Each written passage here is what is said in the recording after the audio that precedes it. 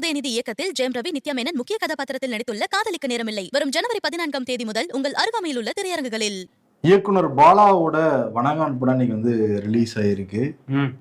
Bala sir அவரோட கதையினாலதான் நான் inspire ஆகி பத்திரிகை துறைக்கு வந்தேன்னு சொல்லலாம். ஏன்னா இவன் தான் பாலா நான் கல்லூரி காலங்கள்ல படிக்கிறப்ப எனக்குள்ள ஒரு மிகப்பெரிய தாக்கத்தை வந்து ஏற்படுத்தினது. ரா கண்ணன் சார் வந்து பாலா சார் சொல்ல வந்து எழுதியிருப்பாரு. அந்த இவன் தான் பாலா அந்த புத்தகம் வந்து இப்ப ஆடியோ ஃபார்மேட்ல விகடன் பிளேலையும் வந்து டெலிகாஸ்ட் ஆக ஆரம்பிச்சிருக்கு. நிச்சயம் வந்து கேளுங்க, ரொம்ப இன்ட்ரெஸ்டிங் ஆச்சு நான் கேட்டப்ப. ஆமா, கண்டிப்பா. வெறும் சினிமா கனவோட இங்க வந்து நிறைய இளைஞர்களை இயக்குனராக்குனது இந்த புத்தகம்ங்கிறதுக்கு நிறைய இயக்குனர்களே சாட்சி. ஸோ அந்த புத்தகத்தை வந்து இவன் தான் பாலா விகடன் பிளேல இருக்கு. ஆமா, ஏற்கனவே நான் 3 டைம் படிச்சிருக்கேன். ஆடியோவே நேற்று ஃபுல்லா ஒரே நாள்ல கேட்டு வந்து முடிச்சேன். ஓகே, திருப்பி ஒவ்வொரு டைம் படிக்கிறப்பயும் எனக்குள்ள அந்த ஒரு எனர்ஜி வருதா? வீழ்வீர் என்று நினைத்தாயோ அப்படிங்கிற மாதிரிதான் ஒண்ணு வரும் உள்ளுக்குள்ளார. ஓகே, நீங்களும் படிங்க, அதுக்கான லிங்க் கேளுங்க. ஆமா, அதுக்கான லிங்க் வந்து ஃபர்ஸ்ட் கமெண்ட்லயும் டிஸ்கிரிப்ஷன்லயும் இருக்கு. ஷோக்குள்ள போலாம். Welcome to the imperfect show. நான் உங்கள் நண்பன் சிபி சக்கரவர்த்தி. நான் உங்கள் வருண். ஓகே, ஷோக்குள்ள போயிடலாம். Welcome to the imperfect show. Tamil Nadu சட்டமன்றம் வந்து நடந்துகிட்டு இருக்கு. இந்த சூழ்நிலை டிஎம்கே கூட்டணியில் இருக்கிற தமிழக வாழ்வுரிமை கட்சியுடைய தலைவர் வேல்முருகனை சந்திச்சு பேட்டி எடுக்கிறப்ப என்ன குறிப்பிட்டிருந்தாருன்னா, ரொம்ப குறுகிய காலம் தான் தமிழ்நாடு சட்டமன்றமே நடக்குது, அதுல பேசுறதுக்கு பெரும்பாலும் வாய்ப்பே கொடுக்கப்படுறது கிடையாது. நான் கூட பேசிடுறேன், பிரச்சனைகளை வந்து சொல்றேன். பல திமுக எம்எல்ஏக்கள் 4 வருஷமா இது வரைக்கும் பேசாத நிறைய பேர் எனக்கு தெரியும்னு குற்றச்சாட்டு வச்சிருந்தாரு. ஆமா, அது எவ்வளவு அதிர்ச்சியா இருக்கு பாரு. இதெல்லாம் உதயசூரியனுக்கு கூட அவங்க ஆட்சியில தான் இருக்கு. ஆனா தொகுதிக்கு என்ன வேணுங்கிறத உதயசூரியன் சின்னத்துல ஜெயிச்சவங்கனாலே சட்டமன்றம் கேட்க முடியலன்னா எங்க கேட்க போறாங்கன்னு ஒண்ணு இருக்கு. இன்னொரு குற்றச்சாட்டு வச்சிருந்தாரு வேல்முருகன். என்ன சொல்லியிருந்தாருன்னா, இப்ப நாங்க பேசுறோம், சட்டமன்றத்திலே எழுப்பி இருந்தாராம் அவரு, இப்ப நாங்க பேசுறோம்னா அதிகாரிகள் வந்து குறிப்பெடுத்துப்பாங்க, அப்படிலாம் அப்படிதான் இருந்துச்சு, இப்ப அதிகாரிகள் யாருக்கும் இருக்க மாட்டாங்க மாதிரி சொல்லியிருந்தாரு. சரி, கூட்டணி கட்சியில இருக்க ஒருத்தர் சொல்றாரு, ரொம்ப அதிர்ச்சியா தான் இருந்துச்சு. எதிர்கட்சிகள் சொன்னா கூட ஓகே, அது உள்நோக்கம் இருக்குன்னு நம்ம புரிஞ்சுக்க முடியுது. கூட்டணியில இருக்கிற சொல்ற ரொம்ப அதிர்ச்சியா இருந்துச்சுன்னா, அவை முன்னவர் துரைமுருகனே இந்த குற்றச்சாட்டு வச்சிருக்காரு தமிழ்நாடு சட்டமன்றத்துக்குள்ளார. ஓ, ஆளுங்கட்சியில இருந்தே இந்த குற்றச்சாட்டு வருது. அவை முன்னவரே வைக்கிறாரு. தெரியும், திமுக பொதுச் செயலாளர், திமுக தான் ஆட்சியில இருக்கு, 4 வருஷம் ஆட்சியை வந்து முடிக்க போறாங்க இவங்க, அடுத்த வருஷம் தேர்தல் வேற இருக்கு. அவை முன்னவர் என்ன சொல்றாருன்னா, அப்ப வந்து இந்திய கம்யூனிஸ்டோட எம்எல்ஏ மாரிமுத்து வந்து பேசிக்கிட்டு இருந்தாரு. அப்ப அதிகாரிகள் அந்த கூடாரத்துல யாருமே இல்ல, அந்த அறிக்கைகள் யாருமே கிடையாது. உடனே அவை முன்னவரே எழுந்திருச்சு, அதிகாரிகள் யாருமே இல்ல, இங்க இந்த சபைக்கு ஒரு மாண்பு இருக்கு, சர்வ அதிகாரமும் இருக்கிற ஒரு சபை இது, 1 ரூபா நம்ம செலவு பண்ணா கூட இந்த அவையில அனுமதி வாங்கிதான் செலவு பண்ண முடியும், அதிகாரிகள் இந்த சபையை மதிச்சு நடந்துக்கணும், எல்லாரும் வந்து உட்காரணுங்கிற மாதிரி சொல்லியிருந்தாரு. உடனே சபாநாயகர் குறுக்கிட்டு இருந்தாரு. குறுக்கிட்டு என்ன சொல்லியிருந்தாருன்னா, இல்ல மானிய கோரிக்கை அப்பதான் வந்து உட்காருவாங்கன்னப்ப அங்கங்க இருந்து கவனிப்பாங்கன்னு சொன்னாரு. உடனே அவை முன்னோர் அங்கங்க இருந்தெல்லாம் கவனிக்க கூடாது, இருந்து உட்கார்ந்து கவனிக்கணும் அத. உடனே பேரவைத் தலைவர் வந்து நடவடிக்கை எடுக்க கொடுக்குற மாதிரி முடிச்சுட்டாங்க. ஆனா ஒரு அவை முன்னவரே அவங்க கட்சிதான் ஆட்சியில் இருக்காங்க, இல்ல அப்படின்னா யாரு சொல்லி அதிகாரிகள் கேட்க போறாங்கன்னு ஒண்ணு இருக்குல்ல. ஆமா, அதிகாரிகள் எல்லாரும் வந்து தலைமைச் செயலாளர் கண்ட்ரோல்ல இருக்காங்க. தலைமைச் செயலாளர் முதலமைச்சர்கிட்ட ரிப்போர்ட் பண்றாரு.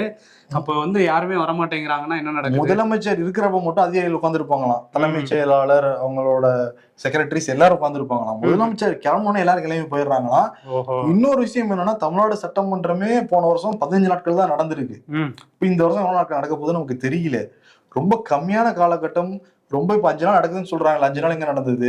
முதல் நாள் வந்து ஆளுநர் உரை நடந்தது, வெளியே போயிட்டாரு. அப்புறம் சபாநாயகர் பத்தி பேசினார். 2வது நாள் இரங்கல் தீர்மானம் வந்து போயிடுச்சு. 3 நாள் நடக்குது.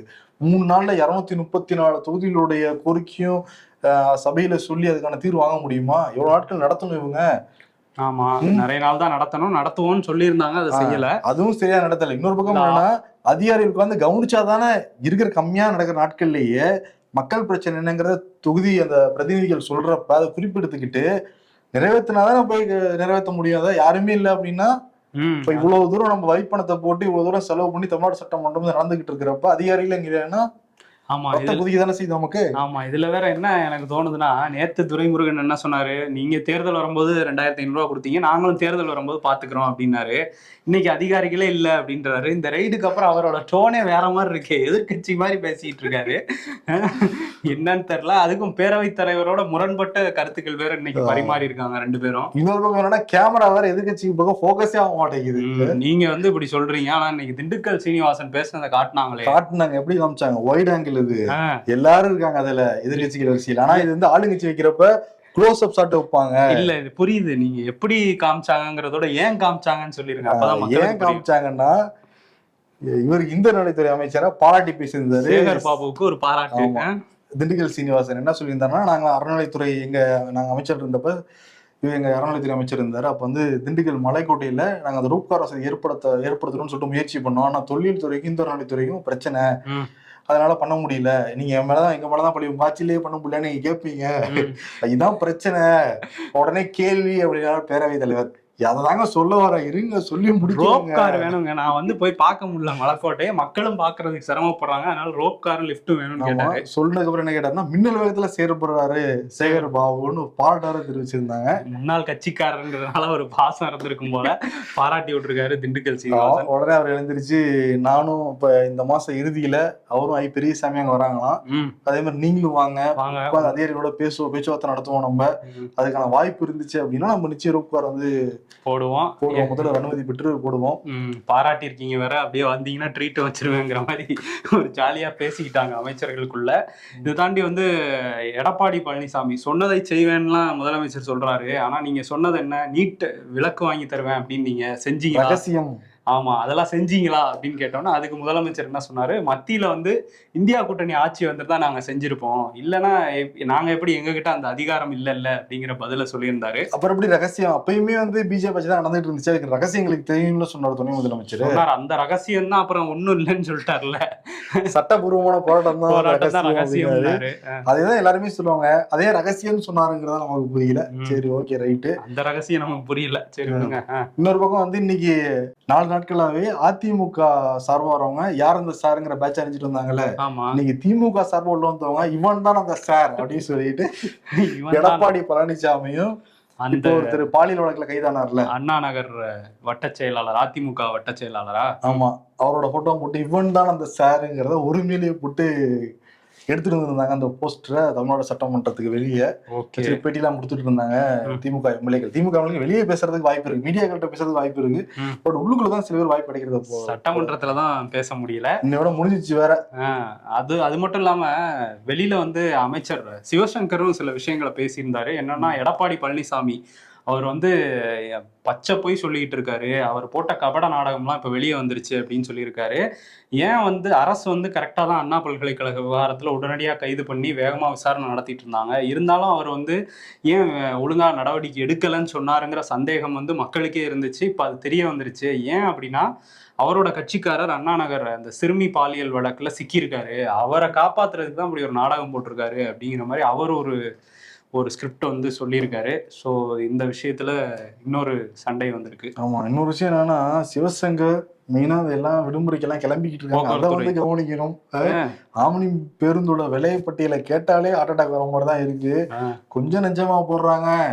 இப்போ 500 ரூபாய்க்கு போயிட்டு இருந்த டிக்கெட் எல்லாமே சர்வசாதாரணம் 2500 ரூபா, 3000 ரூபா, 4000 ரூபா, 4500 ரூபா. ஏன்னா ஃபிளைட்டுக்கு நிகரா வாங்க பஸ் போய்கிட்டு இருக்கு. ஃபிளைட் ஒன்றும் குறைச்சல் இல்ல, ஃபிளைட்டும் அங்க மத்திய அரசு கண்ட்ரோல் பண்ணாம தான் இருக்காங்க. விடுமுறை நாட்கள்ல ஃபிளைட்டோட விலையுமே அதிகமா தான் இருக்குங்க. ஆமா, நீங்க ஆனா அதுல பிஜேபியை குறை சொல்ல முடியாது மத்திய விமான போக்குவரத்து துறையில. ஏன்னா அது வந்து சந்திரபாபு நாயுடுவோட கட்சி ஆளுக்கு கொடுத்துட்டாங்க, நீங்க அவர்கிட்ட கேட்டுக்குங்கன்னு திசை திருப்பாங்க. பட் அதுவுமே சந்திரபாபு நாயுடு அவரு தனி ஆட்சியை நடத்திக்கிட்டு இருக்காரு விமானத்துறைக்கிட்டு, எல்லாமே பிஜேபி கவர்மெண்ட் கீழே தான் இருக்கு. அதனால இதுக்கும் வந்து 2 கவர்மெண்ட் மத்திய மாநில அரசுகள் இதை கட்டுப்படுத்துறதுக்கான எந்த நடவடிக்கையும் எடுத்த மாதிரி தெரியல. இதுல பாதிக்கப்படுறது என்னமோ நம்மள மாதிரி சாதாரண மக்கள் தான். ட்ரெயின்லயும் ஒன்னும் குறைச்சல் கிடையாது, தற்கெல்லாம் கிடைக்கவே இல்லையா, 10 பேர் லைன்ல நேர்ல நின்னுலாம் எடுத்துருக்காங்க. அதுவுமே வந்து இப்ப வந்தே பாரத்ல எல்லாம் 2 பேரும் மதுரைக்கு போறப்ப கிட்டத்தட்ட 6000 ரூபா ஆகுதுல. அதான் ட்ரெயின் தான் சீப்பஸ்ட் சர்வீஸ்ம்பாங்க, இப்ப அதையும் காஸ்ட்லி ஆக்கிட்டாங்க. இதுல வந்து ஜி மட்டும் 8500 கோடிக்கு ஒரு பிளைட் வாங்கி அவர் மட்டும் தனியா பறந்துகிட்டு இருக்காரு. மக்கள் பறக்கிறதுக்கு இந்த போறது வந்தே பறக்கலாம் வேணாம், தவழ்ந்து போறது கூட 15 மணி நேரம் கூட இந்த டிராபிக்ல நாங்க போய்க்கிறோம். வேலையை ஓரளவுக்கு ரீசனபிளா வைக்கணும்ல. நாங்க ஆம்னி பேருந்துகள் முதலாளிகளும் சம்பாதிக்கணும் தான் நினைக்கிறோம். அதுக்கு இந்த மாதிரியா ஒரு டிக்கெட் 500 ரூபா திட்டு 3000 ரூபா கவர்மெண்ட் பார்க்காம இருக்கும் அப்படின்னா என்ன அர்த்தம்? அது அதிகாரிகள் பார்க்காம இருக்காங்க, அமைச்சர்கள் பார்க்காம இருக்காங்க. இப்படியே போச்சுன்னா இன்னும் விலை ஏறிட்டே தான் போகும். அடுத்த வேற வருது, பட்ஜெட் வேற வருது, என்னென்ன போட போறாங்கன்னு தெரியல. பார்ப்போம். ப்ரோ சட்டமன்றத்துல ஏவாவேலு சொன்னதை மிஸ் பண்ணிட்டேன். சொல்லுங்க. அதுவும் நம்ம அந்த பறந்து போறோம் அப்படிலாம் பேசிட்டு இருந்தோம்ல, கார்ல இனிமே நீங்க பறந்து போலாங்கிற மாதிரி ஒரு திட்டத்தை. கார்லயா? இன்னும் பேக் டு தி ஃபியூச்சர் கூட தான் கார் கண்டுபிடிச்சிருக்காங்களா தமிழ்நாடு அரசு சார்பா? அப்படி இல்ல, இந்த விஷால் ஆம்பளன்னு பறந்து வருவார்ல, அந்த மாதிரியும் இல்ல. இது எப்படின்னா, நம்ம லைட் ஹவுஸ் இருக்குல்ல, இங்க லைட் ஹவுஸ்ல இருந்து கடலுக்கு நடுவுலயே ஒரு பிரிட்ஜ் கட்டி நீலாங்கரை வரை ஒரு 15 கிலோமீட்டர் கனெக்ட் பண்ண போறாங்களாம். ஸோ அது மேல நீங்க அப்படியே இங்கிருந்து கலங்கரை விளக்கத்துல இருந்து இதுவரை நீங்க பறந்து போலாங்கிற மாதிரி சொல்லியிருக்காங்க. சரி, பறந்தெல்லாம் போறது இருக்கட்டும், முதல்ல இருக்கிற ரோடா சரி பண்ணுங்க ஐயா. மெயின் ரோடு மட்டும் தான் நல்லா இருக்கு, பளபளன்னு இருக்கு. இல்ல அதுலயும் கொஞ்சம் பேட்ச் ஒர்க் பண்ணிருப்பாங்க, டக்குன்னு இறங்கும் ஏறும். ஓரளவுக்கு மெயின் ரோடு எல்லாமே கிரீன்வே சாலையா இருக்கட்டும், முதலமைச்சர் இருக்கிற கிரீன்வே சாலையெல்லாம் கரெக்டா தான் இருக்கும். இல்ல இந்த புதிய தலைமைச் செயலகத்துல இருந்து கிண்டி வரைக்கும் போற சாலை எல்லாமே நல்லா தான் இருக்குது. அது உள்ள ஒரு சந்தையில நீ போயிட்டுன்னு வச்சுக்கேன், ரோலர் கோஸ்டர் தான் பல சந்தையில. மழை வேற வந்து இப்பதான் ஓஞ்சு முடிஞ்சிருக்குன்னு பல இடங்கள் சரி பண்ணாமே இருக்காங்க. சரி பண்ணணும். ரோடு போட்டா கூட அந்த கவர்மெண்ட் ஆர்டரே இருக்கு, எல்லாத்தையும் சுரண்டி எடுத்துதான் போகணும்ட்டு போட்டுக்கிட்டே இருக்காங்க. கிட்டத்தட்ட அடுத்து வந்து ஃபர்ஸ்ட் ஃப்ளோர் 10 வருஷம் 5 வருஷம் கழிச்சு ஃபர்ஸ்ட் ஃப்ளோர் ரோடு வந்துடும் நினைக்கிறேன். ஆமா, அப்படிதான் சுரண்டாம போட்டுக்கிட்டு இருக்காங்க. இதுல வந்து இந்த சீலிங்க் அந்த பிரிட்ஜ் எல்லாம் நிறைய மும்பைல இந்த மாதிரிலாம் நம்ம பார்த்திருக்கோம். இப்ப தமிழ்நாட்டிலையும் வரப்போகுதுன்னு அறிவிச்சிருக்காங்க. ஏவாவேலு வந்து சொல்லியிருக்காரு. தந்தை பெரியார குறித்து ரொம்ப சர்ச்சையான கருத்துக்கள் சொன்னதுனால நாம் தமிழர் கட்சியோட ஒருங்கிணைப்பாளர் சீமான் மீது 11 மாவட்டங்கள்ல வழக்கு வந்து பதியப்பட்டிருக்கு. துரைமுருகன் உள்ளிட்ட முக்கியமான திமுக நிர்வாகிகளும் நடவடிக்கை எடுக்கப்படுங்கிற மாதிரி சொல்றாங்க. இந்த பிரச்சனைகள் அடுத்த கட்டத்துக்கு வந்திருக்கு. ஆமா, கிட்டத்தட்ட 60 காவல் நிலையங்கள்ல வழக்கு பதிவாயிருக்கதா சொல்றாங்க. இதுல வந்து துரைமுருகன் ஒரு அறிக்கை வெளியிட்டு இருக்காரு, திமுக பொதுச் செயலாளரா. அது வந்து சீமான்ங்கிறதெல்லாம் குறிப்பிடல. அவர் வந்து ஒரு ஏஜென்ட், யாருக்கோ ஏஜென்ட்டா செயல்படுறதுனாலதான் இப்படிலாம் நடந்துக்கிறாரு. அவர் தற்குறிகளுக்கு நம்ம பதில் சொல்ல வேண்டியதில்லை, இந்த மாதிரி மண்ணாந்தைகளுக்கு இதெல்லாம் இது பெரியார் மன்னன்னு புரியாது, இப்படின்லாம் நிறைய வார்த்தைகளை பயன்படுத்தியிருக்காரு. பெரியார் வந்து என்ன சொல்றாருன்னா, மானமுள்ள உங்களோட நம்ம சண்டை போடலாம், மானமற்றவர்களோட சண்டை போடுறது வீண்னு சொல்லியிருக்காரு. ஸோ அதனால இந்த மாதிரி இதெல்லாம் நம்ம போய் பதில் சொல்லிக்கிட்டு இருக்க வேண்டிய அவசியம் இல்லை. ஆனால் இந்த மாதிரி பேசி யாராவது வந்து தமிழ்நாட்டில் அமைதியை குலைக்கணும்னு நினைச்சாங்கன்னா சட்டம் தன் கடமையை செய்யும் அப்படின்ட்டு இருக்காரு. ஸோ 60 வழக்கு இருக்கு, கைதாவாரா சீமான்கிற இது வந்து ஒரு பேசுபொருளா மாறி இருக்கு. இன்னொரு பக்கம்னா தொல் திருமாவளவன் விசிகா தலைவர் என்ன சொல்றாருன்னா, பெரியார குறித்து ரொம்ப ஆதாரமின்றி சீமான் கருத்துக்கள் வந்து சொல்லிக்கிட்டு இருக்காரு. ரொம்ப குதர்க்கமான அது பேச்சு. அது அவர் முன்வைக்கும் கொள்கைக்கே இதெல்லாம் வந்து எதிரானது. அண்ணாமலை சீமான ஆதரிக்கிறாருன்னா அவர் எந்த ரூட்ல போறாருங்கிறத மக்கள் எல்லாம் பார்த்துட்டு தான் இருக்காங்கன்னு சொல்லியிருக்காரு. ஆமா, அண்ணாமலை என்ன சொல்றாரு, என்கிட்ட ஆதாரம் இருக்கு சீமான் சொன்னதுக்கு, அவர் சொன்னது கரெக்ட் தான், சீமான் அண்ணன் சொன்னதுக்கு என்கிட்ட ஆதாரம் இருக்கு, நான் வந்து வெளியிடுறேன் அப்படின்னு சொல்லி. சீமான் அண்ணன் இல்ல, சீமான் அண்ணா, அவர் அப்படித்தானே சொல்லுவாரு. அதனால வந்து ஆதாரத்தை நான் வெளியிடுறேன்னு அவர் வாண்டடா வண்டியில ஏறி இருக்காரு. அவர் மேல எதுவும் வழக்கு காவல் நிலையத்துக்கு கொடுப்பாங்களான்னு தெரியல, புகாரு. ஆனா வந்து இதுல என்னன்னா, சீமானே சொல்லியிருக்காரு, எங்க தாத்தா பெரியார் வழியில வந்தவன் நான், அவர் எழுத்துக்கள் பேச்சுக்கள் இதெல்லாம் வந்து நாங்க கேட்டுதான் வந்திருக்கோம், இன்னைக்கு போராடுறோம் அப்படிலாம் சொல்றாரு. பெண்ணியத்துக்காக போராடினவர் பெரியார்னு பல மேடைகள்லாம் பேசியிருக்காரு. நாம் தமிழர் தம்பிகள் யாருமே பெரியார் விமர்சிக்க கூடாதுங்கிற கோரிக்கையை நான் வைக்கிறேன்னு மேடைகள்ல பேசியிருக்காரு. அவரே தான் வந்து பெரியார் எதிர்ப்பு தான் எங்களுடைய கட்சியோட கொள்கைன்னு சொல்றாரு. கொள்கையை மாத்திக்கிட்டாரு, அதாவது தாவேக்கா உள்ள வந்தோன்னு மாத்திக்கிட்டாரா என்னங்கிறது தெரியல. திடீர்னு வந்து இந்த மாதிரிதான் பேசி தாவேக்கா வந்ததுல இருந்து ரொம்ப பதட்டமயக்காரர் மட்டும் தெரியுது சீமான். அவரோட இருப்பை காட்டிக்கிட்டுதான் அப்படி பேசுறாரா, இல்ல அரெஸ்ட் பண்ணுங்க எனக்கு ஏதாவது மைலேஜ் கிடைக்கும்னு இந்த மாதிரி பேசிட்டு இருக்காரான்னு தெரியல. ஆமா, ஆனா ரொம்ப ஒரு தரம் தாழ்ந்த பேச்சு தான் சமூக ஊடகத்திலயும் விமர்சிக்கப்படுது. இன்னொரு பக்கம்னா தாவேக்கா இந்த நிர்வாகிகள் கூட்டம் வந்து நடந்திருக்கு, தலைவர் எல்லாம் வந்து நடந்திருக்கு. தலைவர் ஷூட்டிங் வந்து போயிருக்காராம். ஓ, ஷூட்டிங் போயிட்டாரா? அப்ப இங்க ஷூட்டிங் யார் நடத்துறா? பொதுச் செயலாளரா? அவரு தான் நடத்துவாரு. அவரு புசி ஆனந்தா, என் ஆனந்த் மாத்திருக்காரு. என் ஆனந்த் வந்து நடத்திட்டு இருக்காரு. ஓகே, இந்த தலைவர் அந்த தலைவர்கிட்ட சொல்லுவார் நினைக்கிறேன். அந்த தலைவர் ஷூட்டிங் முடிச்சுட்டு ஏதாவது இன்புட்ஸ் கொடுப்பாரா இருக்கும். ஷூட்டிங் முடிச்சுட்டு அவர் ஏதாவது எதிர்பார்க்கலாம். ஆனா பொங்கலுக்கு வாழ்த்து வந்துருவங்க மட்டும் தெரியுது. அது தெரியும், ட்விட்டர்ல போட்டுருவாங்க அடிக்கடி. அது வந்துடும் கண்டிப்பா. ஒர்க் ஃப்ரம் ஹோம் அரசியல். ஆமா, அமைச்சர் பொன்முடி அவர் விழுப்புரம் மாவட்டத்துல எந்த கிராமத்துல எந்த கூட்டத்துல போய் பேசினாலும் கீழே இருந்து ஒரு கேள்வி வரும், அதுக்கப்புறம் டென்ஷனா வரல. அந்த மாதிரி அமைச்சர் மூர்த்திக்கு ஒரு சம்பவம் நடந்திருக்கு. பொன்முடி பேசுற அளவுக்கு பதில் சொல்லலாலும் இவரும் வந்து டென்ஷன் ஆயிட்டாரு. மூர்த்தியும் வீசிக்காத பிரச்சனை பண்ணிருக்காங்களா? இல்ல அது இன்னும் டென்ஷன் ஆயிருப்பாரு. அந்த அளவுக்கு எதுவும் நடக்கலாம். என்ன நடந்திருக்குன்னா, அரிட்டாப்பட்டி மக்கள், அதை சுற்றி உள்ள கிராம மக்கள் எல்லாருமே அங்க வந்து டங்ஸ்டன் சுரங்கம் வரக்கூடாது அப்படின்னு பேசிட்டு இருக்காங்க. வந்தா என்ன நடக்கும்ங்கிறதையும் நம்ம நிறைய வந்து பதிவு பண்ணிட்டு இருக்கோம். இப்ப அந்த மக்கள் வந்து இவர் போய் சட்டமன்றத்தை இங்க விட்டுட்டு, நான் சட்டமன்றத்தை விட்டுட்டு வந்திருக்கேன், நாங்க வாயால சொல்லல, தீர்மானம்லாம் நிறைவேற்றிருக்கோம், கண்டிப்பா வராது அப்படின்னு சொல்ல, நீங்க எங்களை வாழ்வாதாரத்தை அழிச்சு இந்த இயற்கையை அழிச்சு இதெல்லாம் நீங்க பண்ணணுங்கிற அவசியம் இல்லை. நிறைய பெண்கள் அங்கங்க இருந்து நிறைய பெண்கள் வந்து கேள்வி கேட்கறாங்க. அதான் நான் வராதுன்னு சொல்றேன்லமான்னு ஒரு கட்டத்துல டென்ஷன் ஆயிட்டாரு. முதலமைச்சர் ராஜினாமா பண்ணிடுவேன்னு சொல்றாரு, இதோட என்ன வேணும் உங்களுக்கு அப்படி இப்படின்னு டென்ஷன் ஆகி கடைசியில யார் உங்களுக்கு சொல்றது வரான்னு, அவரை கூட்டிட்டு வாங்க பாப்போம் அப்படின்னு சொல்லி ஒரு மாதிரி டென்ஷன் ஆகி பரபரப்பாக்கியிருக்காரு அந்த இடத்துல. முதலமைச்சர் ராஜினாமா பண்ணுவேன்னா சொல்லியிருக்காரு. இருந்த வர 43 முறை அந்த ஏலம் விடுறதுக்கான அந்த நடைமுறை வந்து நடந்திருக்கு. அப்ப ஏன் திமுக அரசு எல்லாத்துக்கும் ஒத்துழைச்சாங்க? இல்ல என்ன அந்த ஏலத்துல தேர்வானது வந்து ஹிந்துஸ்தான் அந்த ஜிங்க் குழுமம் அது வரைக்கும் போயிருக்குல்ல. அது வரைக்கும் என்ன பண்ணிட்டு தமிழ்நாடு அரசாங்கம்? அதான் அந்த பகுதி மக்கள் கேக்குறாங்க.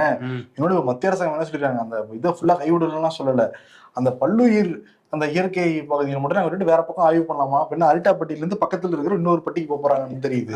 எங்க பண்ணாலுமே அது சுத்து வட்டாரம் எல்லாமே பாதிக்க போகுது. மதுரை மாவட்டம் டோட்டல் டேமேஜ்ங்கிறாங்க. அது வந்துச்சுன்னா அதை தாண்டி மதுரை மாவட்டம் மட்டும் கிடையாது, சுற்றி இருக்கிற 4-5 மாவட்டங்களும் பெரிய அளவுல பாதிக்கப்படும்னா அந்த இயற்கை ஆர்வலர்கள்லாம் சொல்றாங்க. அது அப்படி இருக்கையில இந்த மாதிரி சொல்றாங்க. மக்களுக்கு வந்து மத்திய அரசு மேல கோவம் இருக்கு, மாநில அரசு மேலேயும் என்ன கோவம்னா, நீங்க எவ்வளவு நாள் ஏன் அமைதியா இருந்தீங்கிற கோவத்துலதான் இத்தனை கேள்வி வந்து வருது. இப்ப நீங்க உறுதி அளிக்கிறீங்க, இருந்தாலும் அமைதியா இருந்தீங்களே, அதனால எங்களை நம்ப முடியலன்னு தான் அந்த பகுதி மக்கள் சொல்றாங்க. நாங்க நீங்க அப்படியே அமைதியா இருப்போம் நாங்க நினைச்சிருப்பாங்கன்னு நினைக்கிறேன். பட் மக்கள் முன்னாடி ரொம்ப தெளிவா இருக்காங்க. இப்பெல்லாம் ஈஸியா ஒரு விஷயத்தெல்லாம் போய் அவங்களை ஏமாற்ற முடியாது. பாரு, இப்ப பரந்தூர் விமான நிலையம் அங்க ஒவ்வொரு வருஷமும் தமிழ்நாட்டுல 1 லட்சம் ஏக்கர் விவசாயத்தை தாண்டி வேற எதுக்கு விற்கப்படுதான், தொழிற்சாலை அமைக்கிறதுக்கு, அந்த ரியல் எஸ்டேட் பண்றதுக்கு அப்படின்னு. ஒவ்வொரு வருஷமும் 1 லட்சம் ஏக்கர்னு யோசிச்சுப்பாரு.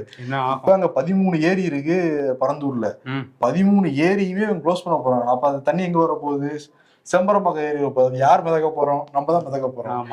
இங்க சென்னை ஏர்போர்ட்ல வந்தாலே உங்களால கட்டுப்படுத்த இல்ல, மிதக்க மாட்டோம்னு நினைக்கிறேன்.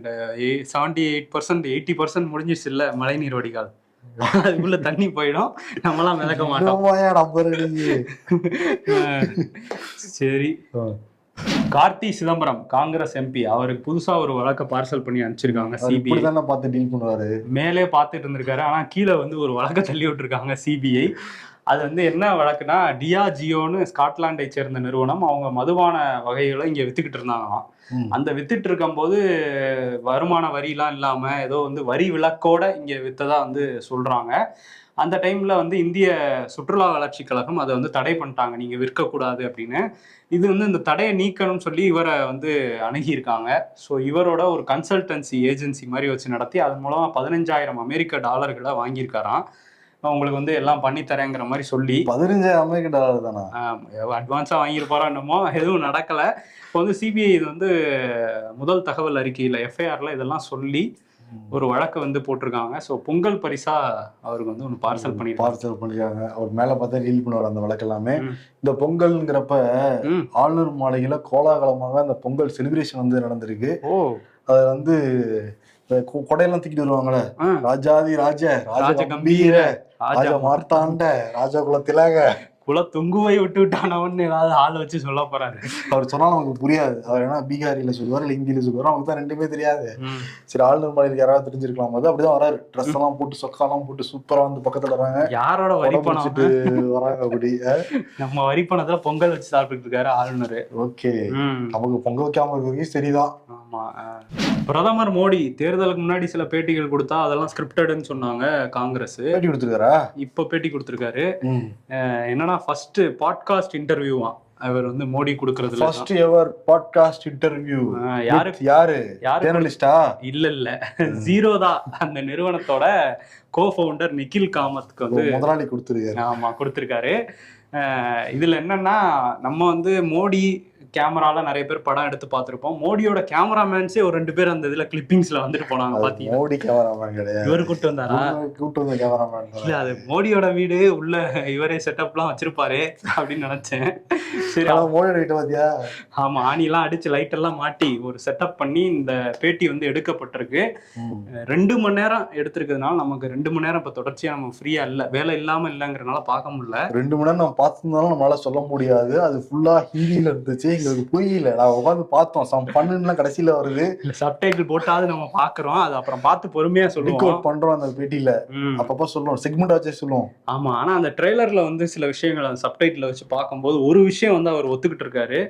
நான் வந்து கடவுள் இல்ல, நானும் மனுஷன் தானே, தவறு செய்யத்தானே முடியும், தவறுகள் நடக்கலாம்ல என்னோட வாழ்க்கையிலயும். பரமாத்மா சொல்லி சொன்னாருன்னு எலெக்ஷன் அப்ப சொல்லியிருந்தாரு. அது எலெக்ஷன் அப்பதான் அந்த பேட்டி. இப்ப எலெக்ஷன் முடிஞ்சோன்னா ரொம்ப ஓட்டுறாங்க, எல்லாருமே சண்டை மாத்திட்டாங்க. அப்ப சீமான் சண்டை மாத்திட்டாரு, இவரு சண்டை மாத்திட்டாரு, டிஎம்கே 100 நாள் எடுத்துறேன்னு சொல்லிட்டு 15 ஸ்டாண்டை மாத்தலன்னா அரசியல்வாதி இல்லைங்கிற மாதிரி இவங்க ஒரு ஸ்டாண்டர்டை செட் பண்ணிட்டு இருக்காங்க.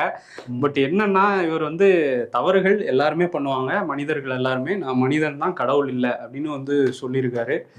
ஸோ மோடியை வந்து இனிமே அந்த பேட்டி 2 மணி நேரம் எடுக்கப்பட்டிருக்குன்னா மேபி ஒரு 6 மணி நேரம் போயிருக்கும். அது உறுதியா 6 மணி நேரம் அவரு டைம் இருக்காதுல்ல. மேபி இதுக்காக சும்மாவா இருக்காரு 1 மணி நேரத்துல அந்த ஒரு நாள் 6 மணி நேரத்துக்கு ஒதுக்கி இருப்பாங்க, மீதி 3 மணி நேரம் ரெஸ்ட் எடுத்துருப்பாரு. ஓகே, அப்ப 15 மணி நேரம் தான் அன்னைக்கு வேலை பார்த்திருக்காரு. 15 மணி நேரம் ஒரு நாள் தானப்பா. இன்னொருத்தர் பார்த்தே இல்லையா, வாரத்துக்கு 90 நாள் வேலை செய்ய, 90 மணி நேரம் வேலை செய்ய சொல்றாரு. அது எப்படி, யார் அவரு?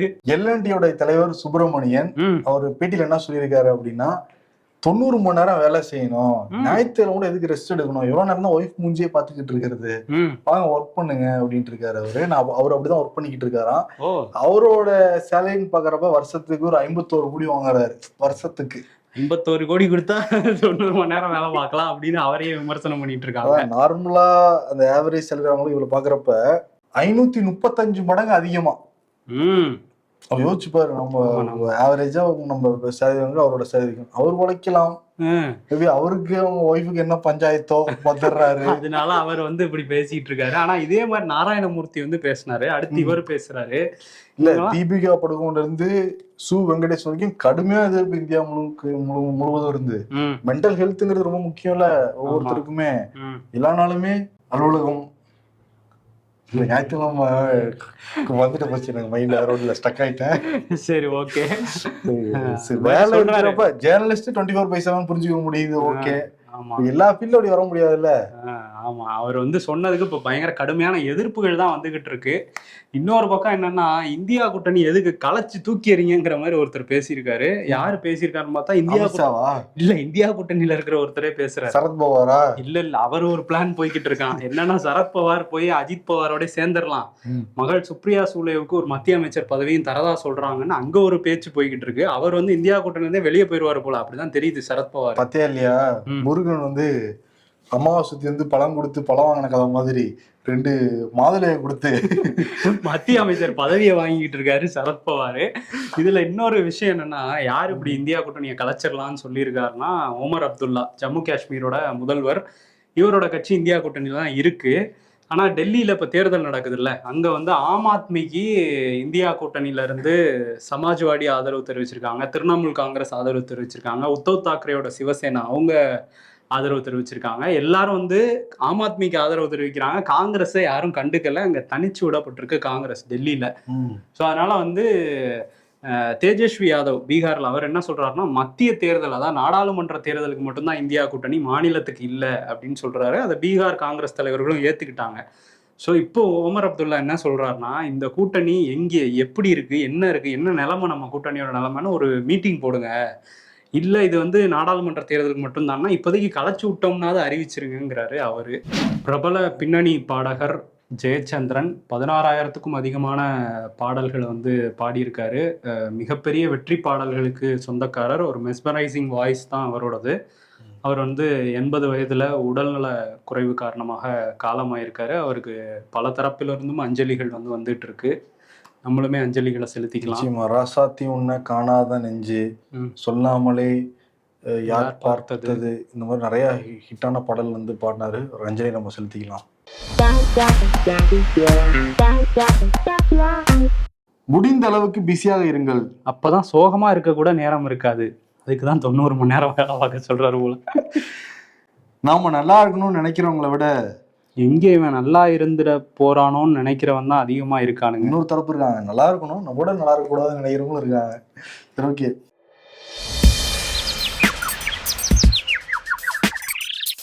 என்ன ஆபீஸ்க்குள்ள வந்தா ஏதோ கல்யாண மண்டபத்துக்குள்ள வந்தா மாதிரி ஒரு ஃபீலிங்கா இருக்கு.